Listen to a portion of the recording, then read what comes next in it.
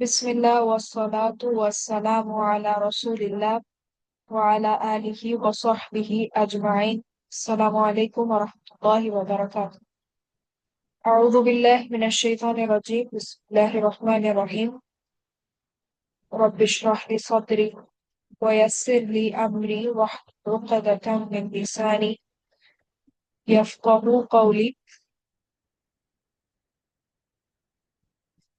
আহ, আজকের আমাদের সেশনটা দুইটা শব্দ নিয়ে, যেটা কোরআনে বিভিন্ন আয়াতে, যেমন এখানে দুইটা আয়াত আমি নিয়েছি। তাছাড়াও আপনার আল্লাহ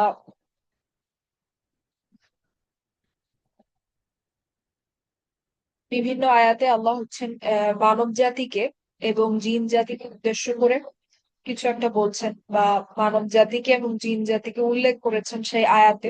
এরকম বহু আয়াত আছে। তো তার মধ্যে দুইটা আয়াত নিয়ে হচ্ছে আমরা আজকে আলোচনা করব, যে কখনো কখনো দেখা যায় যে আল্লাহ যখন মানব জাতি এবং জিন জাতির কথা বলছেন, তখন কখনো কখনো আয়াতে আল্লাহ জিন জাতিকে আগে উল্লেখ করেছেন, মানব জাতিকে পরে উল্লেখ করেছেন। আবার কখনো কখনো দেখা যায় যে আল্লাহ মানব জাতিকে আগে উল্লেখ করেছেন আর জিন জাতিকে পরে উল্লেখ করেছেন। তো এটার কি কারণ, বা কেন হয়, এবং এটার পেছনে আপনার প্রজ্ঞাটা কি, কেন আল্লাহ এই ক্রমটাই, অর্ডারটা আগে পরে করেন, সেখান থেকে আমরা কি শিখতে পারি বা কি নিতে পারি, বা এখান থেকে আমরা কোরআনের আয়াতের যেই আপনার ত্রুটিহীনতা বা হচ্ছে পারফেকশন, সেটা কিভাবে বের করে নিয়ে আসতে পারি বা উপলব্ধি করতে পারি, সেটা আমরা ছোট করে আজকে একটু দেখবো। আজকের সেশনটা সংক্ষিপ্ত হবে, ইনশাল্লাহ বেশি বড় হবে না।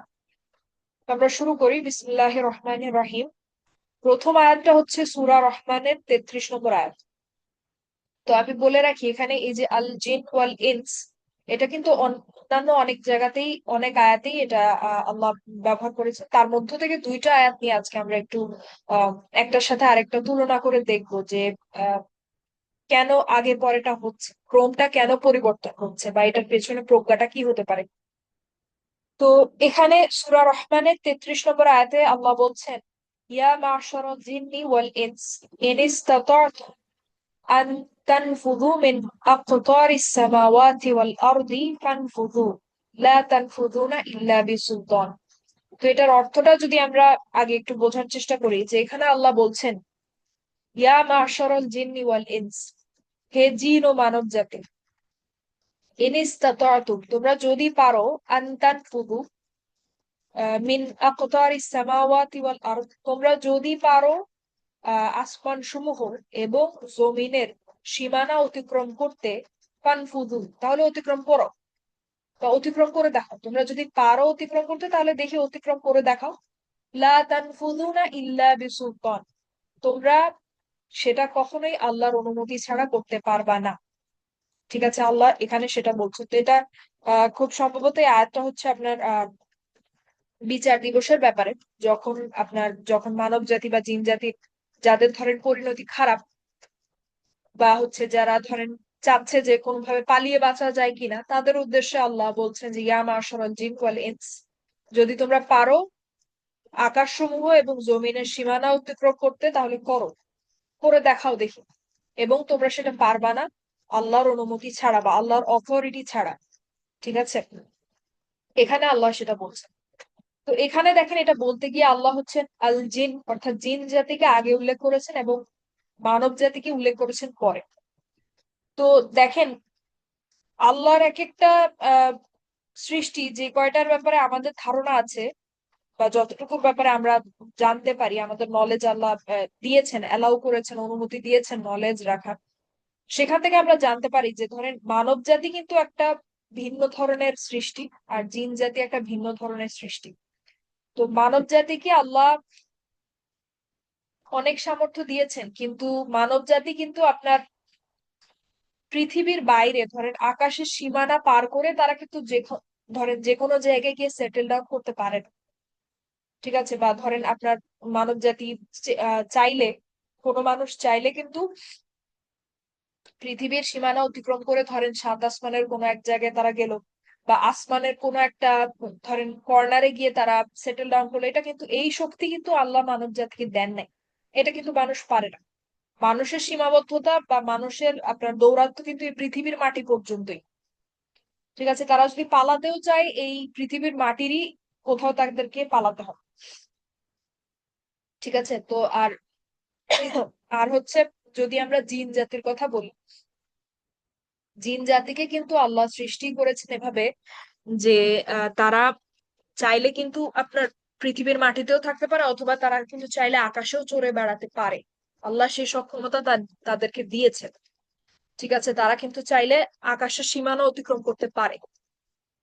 ঠিক আছে, তো যেই কারণে দেখেন এখানে এই যে আল্লাহ বলছেন যে যদি তোমরা পারো আহ মিন আকতারিস সামাওয়াতি ওয়াল আরদ, আপনার আকাশ সমূহের এবং জমিনের সীমানা অতিক্রম করে দেখাও। এটার বেশি ক্যাপাবিলিটি বা এটা করার সক্ষমতা বেশি রাখে কিন্তু জিন জাতি। তারা কিন্তু চাইলে আকাশের সীমানা পার করেও আপনার পালাতে পারে বা এসকেপ করতে পারে। ঠিক আছে, তো যখন আল্লাহ আয়াতের পরিস্থিতিটা বা কনটেক্সটটা যখন এটা যে আল্লাহ বলছেন যে তোমরা যদি পারো সীমানা অতিক্রম করতে চাও, করো, দেখি কিভাবে করো, এবং তোমরা সেটা করতে পারবা না আমার অনুমতি ছাড়া। তো সেখানে আল্লাহ দেখেন আল জিন, যেই জাতি বা যেই গ্রুপটা এই কাজটা করার জন্য বেশি কেপাবল, আল্লাহ তাকে আগে উল্লেখ করেছেন। ঠিক আছে, এখন অ্যাজ অপোজ টু দ্যাট, এটার সাথে যদি আমরা তার বিপরীত যেটা একটা তুলনা করি আয়াত, যেটা হচ্ছে সূরা ইসরা এর ৮৮ নম্বর আয়াত, যেখানে আল্লাহ বলছেন কুল্লা ইনিজতামাআতিল ইনসু ওয়াল জিন্নু আলা আন ইয়াতু বিমিথলি হাদাল কুরআন লা ইয়াতুনা বিমিথলিহি ওয়ালাউ কানা বা'দুহুম লিবা'দিন যাহিরা। এই আয়াতে আল্লাহ বলছেন যে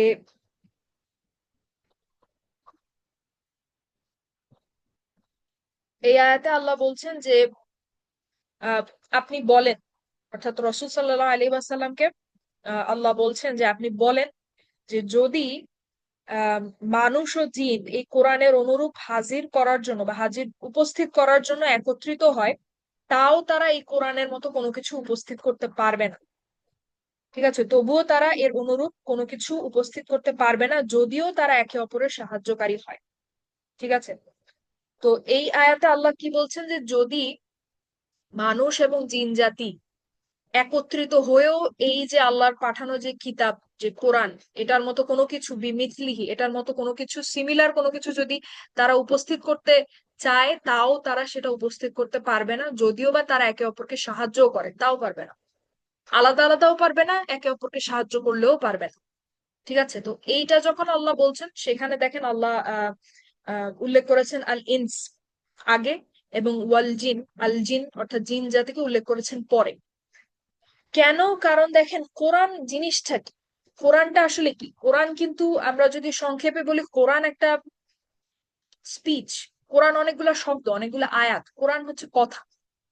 ঠিক আছে, কোরআন কিন্তু টেক্সট, কথা।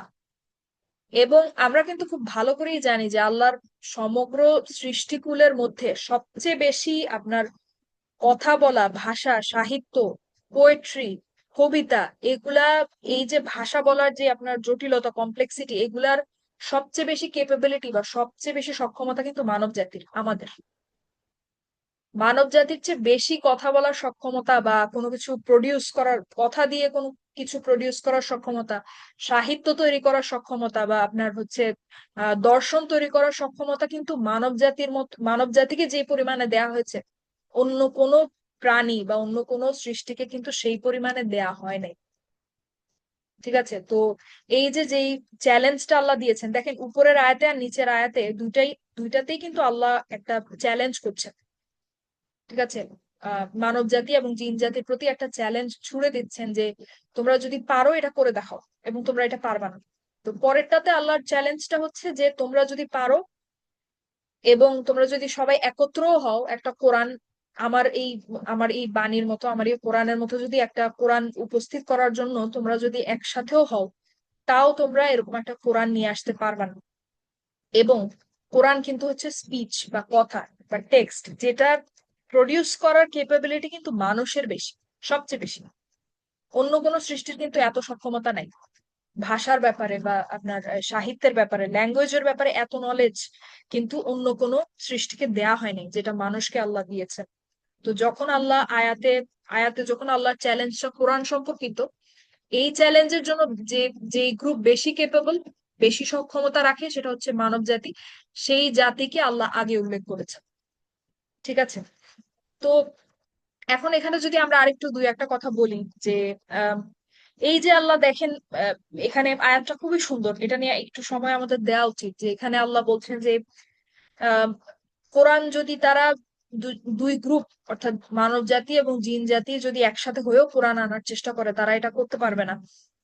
এটা অনেক ভারী একটা কথা এবং খুবই আত্মবিশ্বাসী একটা কথা এবং খুবই অথরিটেটিভ একটা কথা। ঠিক আছে, খুবই কর্তৃত্বপূর্ণ একটা কথা।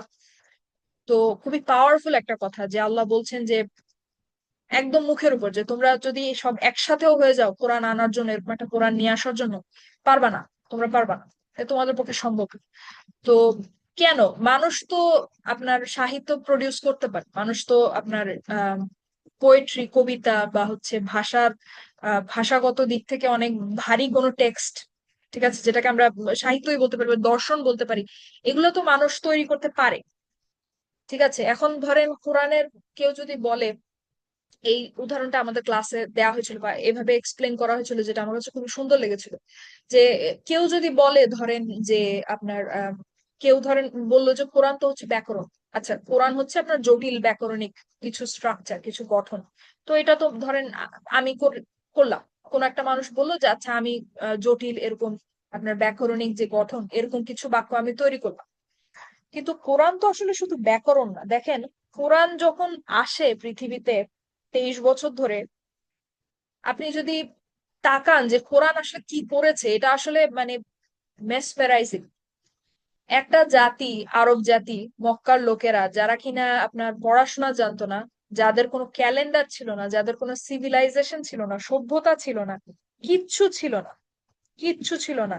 আপনি যদি তার তুলনায় আমি বলবো, যদি এই যে ধরেন ব্রিটিশ যে আপনার কলোনাইজেশন এই আপনার এশিয়ার এই দিকটার উপরে যেটা ছিল, তারা কেন সুপিরিয়র ছিল? কারণ তাদের পড়াশোনা ছিল, তাদের আপনার আপনার তারা ট্রিক জানতো, তারা বুদ্ধিমান ছিল বলতে পারেন, পড়াশোনা জানতো, কিভাবে কলোনাইজ করতে হয় এটা জানতো।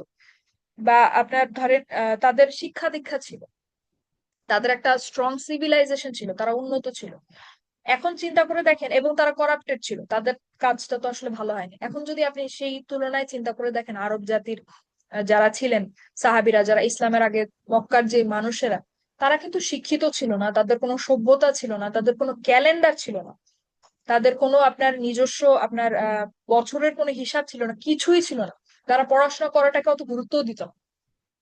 ঠিক আছে। তারা বেদুইন টাইপের ছিল, তারা যুদ্ধ বিগ্রহ করে হানাহানি করে টিকে থাকতো একজন আরেকজনের সাথে। সেই জাতির সাথে এমন কি হলো 23 বছরে যে আপনার সেই জাতি একদম ওই জায়গা থেকে একদম বিশ্ব জয় করা শুরু করলো এবং বিশ্ব জয় করে ফেললো। এবং সেই ওই 23 বছরের পরে আপনি যদি চিন্তা করে দেখেন, এরপরে কয়েক জেনারেশন পর্যন্ত, শুরুর দিকে তো আছেই, তারপরেও যদি বলি গত 1400 বছর ধরে কি বিশাল পরিমাণ বই লেখা হয়েছে ইসলামিক আপনার এই যে নলেজ, ইলম, সেটার উপরে, বা কত বিশাল বিশাল লাইব্রেরি আছে, বা কত বড় বড় স্কলার তৈরি হয়েছে। কিভাবে হলো? ওই জাতি থেকে কিভাবে আপনার ওই জাতির লেগেসি এটা হয় কিভাবে? যে জাতি কোনো পড়াশোনা জানতো না, বা যে জাতির কোনো সভ্যতা ছিল না, যে জাতি অনেকটা বর্বর ছিল বলা যায়, জাহিলিয়াত ছিল যাদের মধ্যে, কি হয়েছে তাদের সাথে? কোরআন হয়েছে তাদের সাথে। ঠিক আছে, 23 বছরে তাদের সাথে কিছুই হয় না, কোরআন হয়েছে।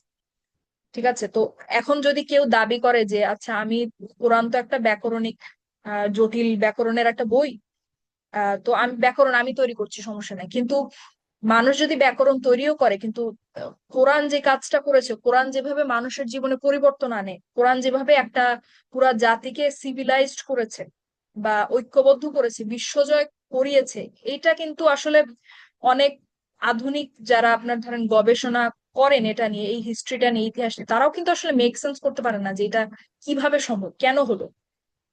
যারা ধরেন অমুসলিম, তারা তো আসলে কোরআনে বিশ্বাস করে না বা তাওহিদে বিশ্বাস করে না, তারাও তো আসলে যুক্তি খুঁজে পায় না যে এটা আসলে হলো কিভাবে, এটা কিভাবে সম্ভব। ঠিক আছে, কিন্তু আমরা তো বুঝি যে এটা হয়েছে কোরআনের কারণে। আমরা যদি আল্লাহ রসুল সাল্লাহ আলাইহি ওয়াসাল্লামের সিরাতের দিকে তাকাই, তাহলে দেখেন যে কোরআন আসলে কি করেছে। 23 বছরে কোরআন কোত্থেকে একটা জাতিকে কোথায় নিয়ে আসছে, কি ধরনের একটা প্রজন্ম কোরআন তৈরি করেছে, গড়ে তুলেছে, যেটা কিনা আল্লাহ তো বলেছেন, বা আমরা আমাদের ইসলামিক কোরআন সুন্নাহ থেকে আমরা জানি যে ওই জেনারেশনটা, অর্থাৎ আল্লাহ রসুলের, রসুল সাল্লাহ আলী ওয়াসাল্লামের সাথে যে জেনারেশনটা ছিল, তারা কিন্তু পৃথিবীর শ্রেষ্ঠ জেনারেশন, শ্রেষ্ঠ প্রজন্ম। ঠিক আছে, তারপরে শ্রেষ্ঠ হচ্ছে তারপরেরটা, তারপরে শ্রেষ্ঠ হচ্ছে তারপরেরটা, এরকম। তো এটা আসলে কিভাবে হলো? এটা আসলে কোরআনের কারণে হলো। এখন কেউ যদি একটা ধরেন খুব পোয়েটিক সাহিত্যিক কিছু ধরেন বাক্য যদি তৈরি করে নিয়েও আসে, এটা তো কোরআন যেভাবে মানুষের জীবন পরিবর্তন করে, ওই বইটা তো বা ওই বাক্যগুলো তো সেটা করতে পারবে না। ঠিক আছে, কোরআন যেভাবে মানুষের জীবনে পজিটিভ পরিবর্তন আনে, এবং আপনার সময়ের সাথে সাথে মানুষের আচার আচরণে বা ভেতরের বা বাইরের যে পরিবর্তন সাধন করে, এটা তো আসলে মানুষের পক্ষে প্রডিউস করা অসম্ভব। ঠিক আছে, কেউ যদি ধরেন কোনো আয়াত বানিয়ে নিয়েও আসে এবং দাবি করে যে এই তো কোরআনের ইকুইভ্যালেন্ট হয়ে গেছে বা সমতুল্য তৈরি করা হয়ে গেছে, তার এই বইটা তো মানুষের জীবনে কোনো পরিবর্তন আনবে না, যেটা কিনা কোরআন করে। ঠিক আছে, তো কোনো দিক থেকেই চাইলেও আসলে আপনার এটা যেটা আল্লাহ বলেছেন এখানে, যে قل إن اجتمعت الإنس والجن على أن يأتوا بمثل هذا القرآن لا يأتون بمثله ولو كان بعضهم لبعض ظهيرا।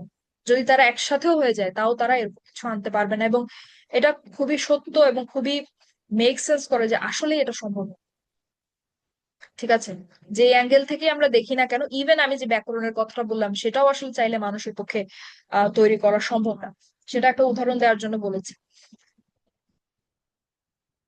তো এই হচ্ছে আজকের আমাদের সেশন, যেখানে আমরা দুইটা জায়গায় দেখলাম যে আহ আহ, একই জিনিস, যেখানে আপনি একই রকম ব্যবহার করতে পারতেন, যে প্রথমে আল ইনস বললেন, তারপরে আল জিন বললেন, সেটা না করে আপনি বিভিন্ন আয়াতে দেখা যাচ্ছে যে আগে পরে হচ্ছে ক্রমটা। সেটা থেকে আমরা আসলে কি জানতে পারি বা কি নিতে পারি, সেটা কিভাবে ওই আয়াতে পারফেক্টলি ফিট করে, সেটা আমরা একটু দেখার চেষ্টা করলাম। তো আল্লাহ যেন আমাদেরকে কোরআন নিয়ে চিন্তা করার তৌফিক দেন, এবং আমাদেরকে আহ কোরআনের সাথে আরো সময় কাটানোর তৌফিক দেন। ঠিক আছে, আমাদের রমাদানের সকল ইবাদত যেন আল্লাহ কবুল করে। তো আজকের সেশন আমরা এখানেই শেষ করবো ইনশাল্লাহ। সবাই ভালো থাকবেন। আসসালামু আলাইকুম রহমতুল্লাহ। আপু, আজকে কি এটা ডে